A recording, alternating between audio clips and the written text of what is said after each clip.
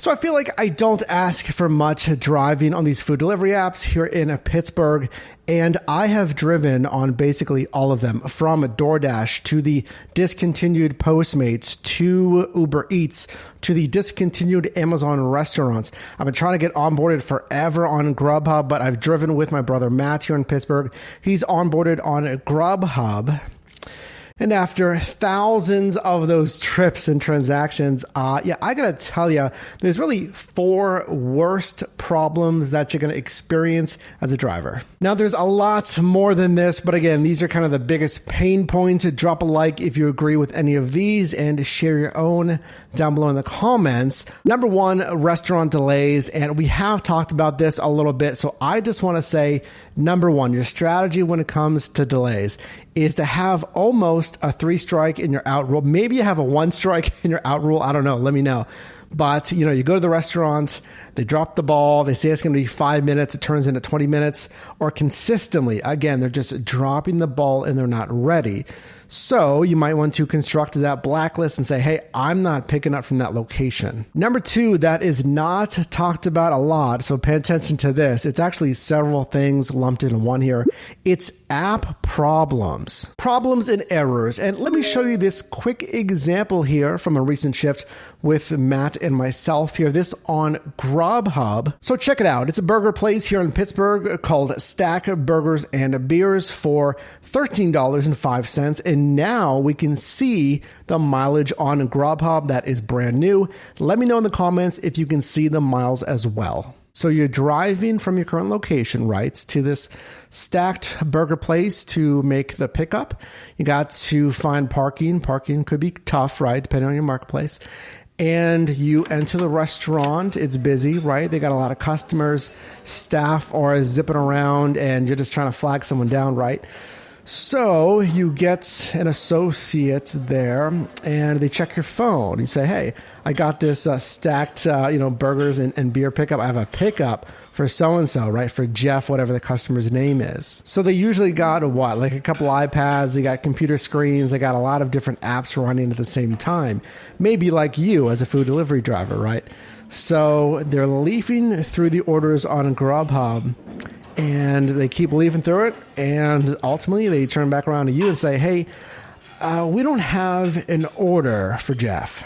So this is what happened on a recent shift. It is an app error, and here's why. Here's, I guess, how it happens. So if you didn't know, on the merchant side of a lot of these apps, they can go online and offline, much like you as a driver.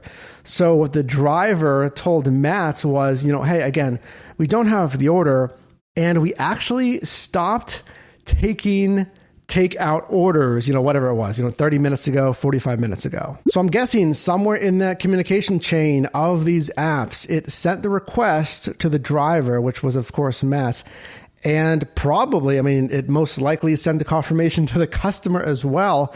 But from what we saw here, the associate going through their, Grubhub orders, they did not have the order. And I've actually seen that several times, not just on Grubhub, but on other apps. So there's a few things you can do. Number 1, you can call support and or message support depending on the platform that you're on. And you can say, hey, they did not receive this order. So what's happened before, the past example that I'm remembering, it was on Grubhub as well. And the associate said, okay, well, we'll just manually send it through the restaurant. So if they manually send it through to the restaurant, maybe the workers, wait, say, hey, I'll wait for it to come through, and then I'll accept it and immediately, put it through once it comes in. Keep in mind, obviously the problem with that is it depends on the restaurant. If it's a full out dinner that needs to be made, or if it's, like Wendy's, but time is money and your time is already being wasted here because of an app issue. And what this does is it causes a problem that's kind of unique to Grubhub. Again, Matt really drives on Grubhub. You need to let me know down below in the comments if there's an easier way to do this.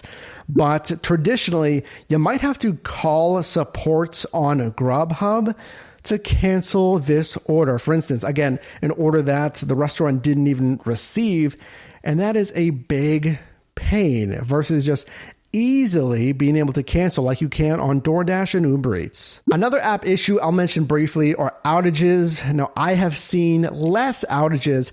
I saw it really on DoorDash. Let me know actually down below in the comments. Have you seen any outages in your marketplace? Personally, when I experienced outages on DoorDash, it was more of a nationwide outage. And it's just that, the app messes up. You can't go online. You can't accept orders. And then what does that do? Obviously, it causes you to lose money unless you're multi-apping, which is what you should do anyway. But still, for that outage, maybe DoorDash had the best bonus pay. It was super busy. It's the best app in your marketplace. Those outages are unpaid. Number 3, one of the worst problems, it's kind of, I guess, a pet peeve. Let me know if this kind of bugs you as well. But the fact that tips can be reduced on Uber Eats. So DoorDash, you can chat with your Dasher up to 30 minutes after the delivery. You can't, for whatever reason, easily adjust the tip, aka add to the tip. I personally feel like that's easy. They should add that on DoorDash. But again, on Uber Eats, you can either add or reduce the tip that you gave to the driver. Personally, I have not seen this a ton on Uber Eats. Let us know, again, down below in the comments if you've had your tip reduced on Uber Eats, and I hope that they're not zeroing out the tip, because there comes another kind of controversy with that. It's called tip baiting. So if a customer adds, let's say, a really good tip, like $10 or $12, $15, whatever it is, if they can change that tip up to an hour, you know where I'm going, right? An hour after delivery, what stops some customers that are acting unethically, honestly, from zeroing out that tip? Assuming nothing bad happened on the interaction with the delivery. And then number 4, one of the worst problems as a food delivery driver is, just in general, the volatility of these gig apps. And I'll actually show you an example here. So this was a July pay change on DoorDash for all of North America, and this affected your pay as a Dasher. So what this change did is really prioritize more pay on longer deliveries, which is, I guess, okay, but it did that as a consequence of lowering pay on shorter deliveries. Now, my strategy for you is to take, the shortest run possible for the most money possible. So we can see here, right here, this new delivery, which would have paid $6.50, is now paying $5.75. That's something to be aware of. Now, your strategy should stay the same. It doesn't really matter to me what the cash flow is. It's as long as I can see the cash flow. That's what I care about. Can I see the total pay, including the customer tip, on the order request screen? That has not changed. So again, your strategy stays the same. I want to look for, again, the biggest pay possible, driving the least amount of miles. And we do that by looking at, of course, the dollars to mile ratio. How much am I getting paid for the miles driven? And or the dollars to time ratio. How much am I getting paid for? How much time is this going to take? But just keep in mind, since these platforms are volatile, again, the pay can change like we saw here. And also the terms of service can and will change. I'm kind of thinking about the contract violations here of early 2021, late 2020. So these are things you need to be aware of because these platforms change. Again, terms of service, the pay. So I invite you to join the team. Hit subscribe right now if you haven't subscribed already so you can stay in the know. So yeah, definitely be smart out there driving. And I will say that problems, it's probably 5%. 3 to 5% of your entire shifts. You're not going to run into a ton of problems, which is good because if you're multi-apping, you're driving on those different apps, then it really just comes down to strategy. It's declining low-paying orders, hopefully accepting big, short, stacked orders so you can make $25 plus this year. But I'm here to help, so I need you to let me know what problems and or questions do you have driving food delivery. It could be any platform. I want to help you out. So comment that down below right now. And if you did get value in this video, definitely drop me a like.